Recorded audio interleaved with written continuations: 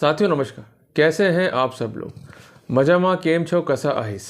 साथियों आज एक इम्पॉर्टेंट टॉपिक मैं डिस्कस करने वाला हूं आपके राइट्स को लेके। आप में से कई लोग मुझसे ये क्वेरी करते हैं कि फ़ादर जो है क्या बच्चे को उठा कर लेके आ सकता है, क्या फ़ादर अपनी वाइफ के घर में जाकर बच्चे से मिल सकता है डंके की चोट पे, और इसके लिए कानूनी प्रावधान क्या है। देखो छोटे से बात है कि अगर आप में दम है तो वीडियो कंटिन्यू करना, और अगर डर लगता है, आपको लगता है कि हम लोग नहीं कर पाएंगे, तो वीडियो ही बंद कर दो। Because I do not want those person जो लड़ने की स्थिति में नहीं हो। मुझे टाइम पास नहीं करवाना आप लोगों को। यहाँ पर हम लोग लड़ने बैठे हैं, मैनसाइड का भला करने बैठे हैं। अगर आप लोग नहीं लड़ना चाहते हो, वीडियो को डिसकंटिन्यू कर दो और मेरा ग्रुप भी छोड़ दो, मेरा चैनल भी छोड़ दो। मुझे मतलब ही नहीं है, मुझे बुज़दिल नहीं चाहिए। मुझे चाहिए ताकतवर, लड़ने वाले और हौसले से जो है मुसीबतों का सामना करने वाले। और साथियों इसी कॉन्सिक्वेंस में एक नया अध्याय में लेकर आया हूँ जिसका नाम है कि क्या चाइल्ड कस्टडी इश्यूज़ पर फादर को किडनैपिंग के लिए, खासकर अपने ही बच्चे की किडनैपिंग के लिए प्रोसिक्यूट किया जा सकता है या नहीं किया जा सकता। इसके लिए कानून क्या है, और रिसेंट कानून जो ऑनरेबल गुजरात हाईकोर्ट का है वो हमारी कितनी हेल्प इस सिनेरियो में करता है। तो सारी बातें खुल के बताऊंगा। साथियों एक कॉपी और एक पेन लेके बैठिए।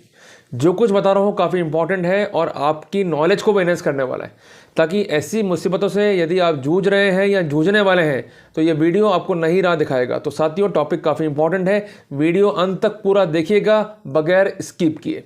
साथियों जैसा कि आप स्क्रीन पर देख रहे हैं कि जजमेंट है ऑनरेबल गुजरात हाई कोर्ट का, और जो कंसर्न पक्षकार है वो है मोनीश, और सामने जो पक्षकार है वो है state of Gujarat and others.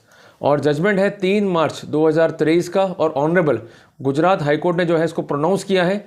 और क्रिमिनल मिसलेनियस एप्लीकेशन, जिसको हम सेक्शन 482 सीआरपीसी की पिटीशन कहते हैं, जिसका नंबर है 1341/2016, उसके तहत जो है ये पारित किया गया है। साथियों यहाँ पर जो पिटीशन फाइल हुई है उसमें कंसर्न जो एप्लीकांट है वो फादर है, और उसकी कोर्ट से प्रार्थना क्या है कि जो चार्जशीट या जो एफआईआर है जो कि दर्ज हुई है मेरे खिलाफ, क्योंकि मुझ पर आरोप है कि मैंने ट्रेसपास किया और अपने बच्चे को जो है किडनैप किया और मैंने ऑफेंस को अबेट किया, और ये एफआईआर जो है अब्यूज ऑफ प्रोसेस है, और ये एफआईआर और इसकी चार्जशीट को जो है रद्द किया जाए। अब आते हैं इस मामले के फैक्ट्स के ऊपर। मामले के फैक्ट्स क्या थे कि एप्लीकेंट नंबर 1 और रेस्पोंडेंट नंबर 2 जो है ये हस्बैंड और वाइफ है, और जो एप्लीकेंट नंबर 2 है ये ड्राइवर है जो कि एलिजिबली एम्प्लॉयड है बाय द एप्लीकेंट नंबर 1। और हर घर का स्ट्रक्चर लगभग ऐसा ही है। इनकी शादी जो है ये हुई थी 22/6/2005 को, और इस शादी से इनके जो है 2 बच्चे हैं। एक तो है आदि जिसकी उम्र है 8 साल, और दूसरा है अर्श जिसकी उम्र है 3 साल। इनके बीच जो है मैट्रिमोनियल डिस्प्यूट अराइज हुआ, और जिसके कॉन्सिक्वेंटल में वाइफ ने जो है इंसिस्ट किया एप्लीकांट को, जो मैं बात कर रहा हूँ हस्बैंड की, कि वो अब्रॉड जो है वो सेटल हो जाए। और जब एप्लीकेंट नंबर 1 ने ये मना कर दिया कि यह संभव नहीं है क्योंकि उसकी फैमिली, उसका बिजनेस जो है वो स्टेट ऑफ मध्य प्रदेश में है, तो उस सिनेरियो में जनवरी 2015 में वाइफ ने जो है हस्बैंड को छोड़ दिया, और इतनी सी बात पर वो अपने पीयर आके जो है बैठ गई। और यहाँ पर जो कंसर्न एप्लीकांट है उनके जो बड़े लोग हैं उनका इंटरवेंशन हुआ, डिस्प्यूट सॉल्व हुआ, और लड़की वापस से जो है अपने ससुराल जो है चली गई। अप्रैल 2015 में she again without informing the applicant, कि वो एप्लीकांट को इन्फॉर्म किए बगैर वॉलेंट्री जो है घर छोड़ के चली गई, अलॉन्ग विद द माइनर सन अर्श जिसकी उम्र करीबन 3 साल है। और उसके बाद वो अपने पीहर या अपने पेरेंटल हाउस में आ गई। जब उसने ससुराल छोड़ा तो उस समय वो गर्भवती थी।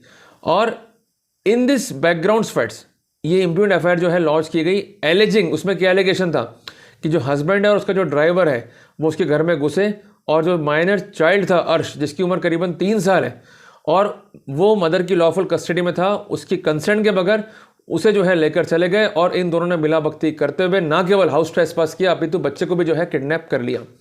और जो कंसर्न एप्लीकांट है और जो कंसर्न ड्राइवर है इनको एप्रीहेंड किया गया, अरेस्ट किया गया इस मामले में, और उसके बाद इन्वेस्टिगेशन जो है इनिशिएट हुआ और चार्जशीट जो है अल्टीमेटली फाइल हो गई।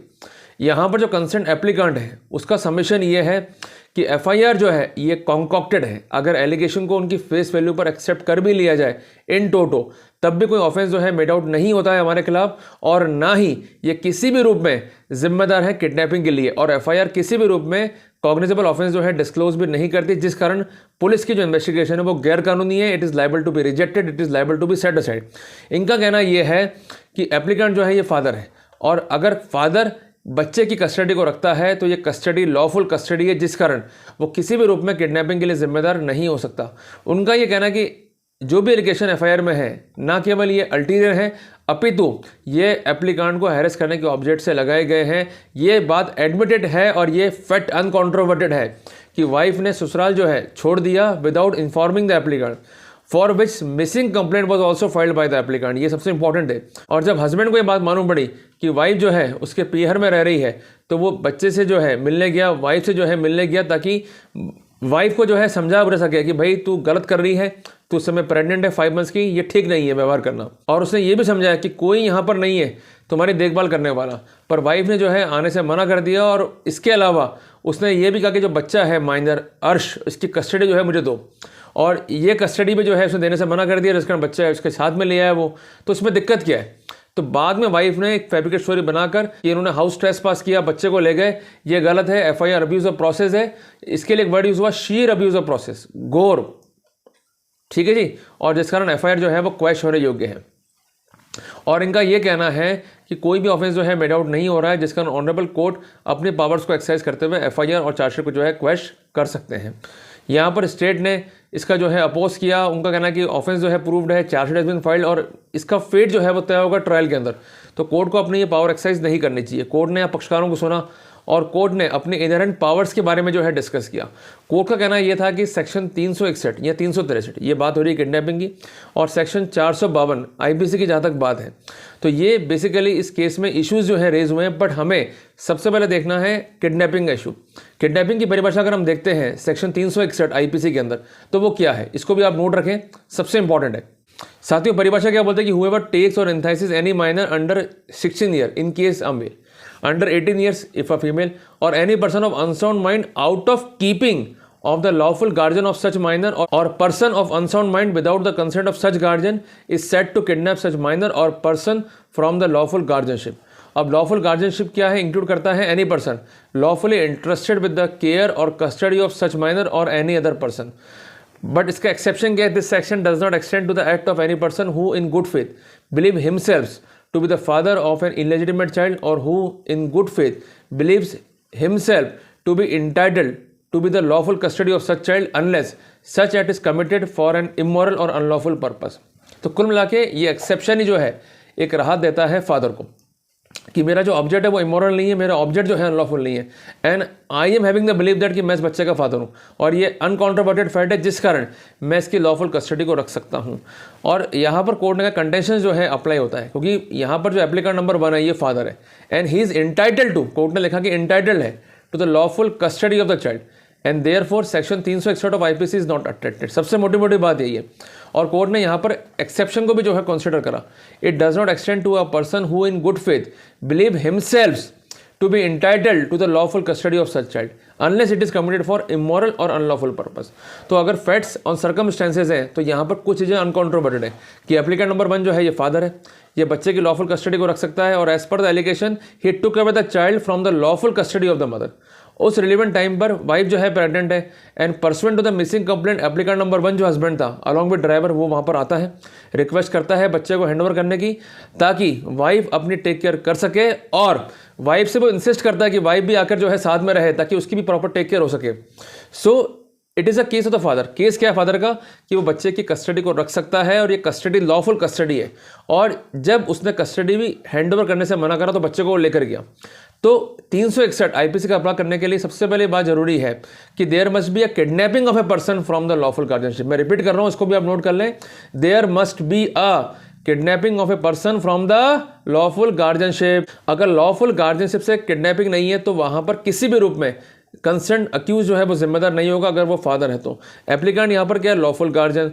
तो ये नहीं कह सकते कि उसने किडनैपिंग ऑफेंस जो है कमिट किया है और वो 363 IPC के तहत जो है जिम्मेदार है। It needs to be noted that although the wife respondent number 2 may be the lawful guardian as against any other person except the father, कि वाइफ भी लॉफुल गार्जियन है एक्सेप्ट ऑल द पर्सन। यहाँ पर एक उल्लेखनीय बात क्या थी कि मदर भी जो है लॉफुल गार्जियन है और ये अपने राइट को एक्सरसाइज कर सकती है against all the person except the father. Clear है? और any other person who has been appointed as legal guardian by the virtue of an order of the competent court. और कोर्ट ने यहाँ पर हवाला दिया एक जजमेंट का, इसका नाम है captain Bipin versus state of Karnataka. यहाँ पर क्या हेल्ड हुआ by the honourable Karnataka high court कि a father of a child is a person who is entitled to the lawful custody of child and he will not come with the purview of section 363 of the IPC even though he takes away the child from the keeping of the mother. She may be the lawful guardian against others but except the father. तो जब तक ये right exist कर रहे हैं तब तक offence भी कमिट नहीं होगा। For the foregoing reason father being a natural guardian, ये इंपॉर्टेंट बात है। भले उसने बच्चा को रिमूव करा और बच्चे की उम्र 5 साल से कम है, पर तब भी जो है ऑफेंस कमिट नहीं होगा। तो कोर्ट ने इस सिनेरियो में देखते हुए ये लिख भी दिया कि अगर एलिगेशंस को सही मान भी लिया जाए तब भी कोई ऑफेंस जो है किडनैपिंग का नहीं बनेगा। और जहाँ तक बात थी 452 आईपीसी की, ये इस पे भी जो है आप समझ लो कि हम घर में जाएं या नहीं जाएं। तो कोर्ट ने कहा कि जो केस इन हैंड है ये फुली कवर्ड है by the category number 1 and 3 as enumerated by the Honorable Supreme Court in the case of State of Haryana versus भजन लाल। ये सबसे बेसिक केस है क्वेश्चन को लेकर। कोर्ट ने ऑब्जर्व किया in the circumstances the court is of view that the continuation of the criminal proceeding is nothing but an abuse of process of law. तो court ने यहाँ पर सेक्शन 452, इसको भी आप नोट कर लो, सेक्शन 363 और सेक्शन 114 आईपीसी के तहत जो एफआईआर थी उसको रद्द करने के ऑर्डर दे दिए। और ये स्पेसिफिक किया कि इन प्रोसीडिंग को सेट असाइड और क्वैश किया रहता है। तो rule is made absolute and direct service is permitted. साथियों, मेरे भाइयों, एक बात समझ में आपको आ गई होगी कि अगर आप बच्चे को लेके आ रहे हो तो किसी भी रूप में आप किडनैपिंग के लिए या हाउस ट्रेसपास के लिए बुक नहीं किए जा सकते। अगर ये एलिगेशन है भी तो आप हाई कोर्ट चले जाओ and definitely you will get a remedy. तो घबराने का नहीं है मेरे भाई, अपने राइट्स हैं, अपने को एक्सरसाइज करना है और आप लोग नहीं करोगे तो कौन करेगा। तो कुल मिला के खड़े हो जाओ, लड़ने के लिए तैयार हो जाओ और आपको आगे बढ़ना पड़ेगा। नहीं बढ़ोगे तो कोई भी आपको जो है नहीं कंसीडर करेगा। साथियों, कहते हैं ना कि जीतने वाले कोई अलग चीज़ नहीं करते, बस वो चीज़ों को अलग तरीके से करते हैं। तो मेरे भाई थोड़ा खड़ा हो जाओ, लड़ने की हिम्मत डालो और अपन जीतेंगे। आपके पास राइट है तो उसको एक्सरसाइज भी करो। कोई आपको राइट नहीं बताएगा, पर मैं बता रहा हूँ उसको एक्सरसाइज भी करो। अगर टॉपिक अच्छा लगा तो उसको लाइक और शेयर करो, उन पेरेंट्स तक पहुँचाओ, उन फादर्स तक पहुँचाओ जो बड़े परेशान हैं, जो अपने बच्चे का मुंह तक नहीं देख पा रहे हैं, बच्चे से मिल नहीं पा रहे। कम से कम उनका भला हो जाएगा। तो साथियों, मिलते हैं एक नए टॉपिक के साथ, तब तक के लिए जय हिंद, जय भारत।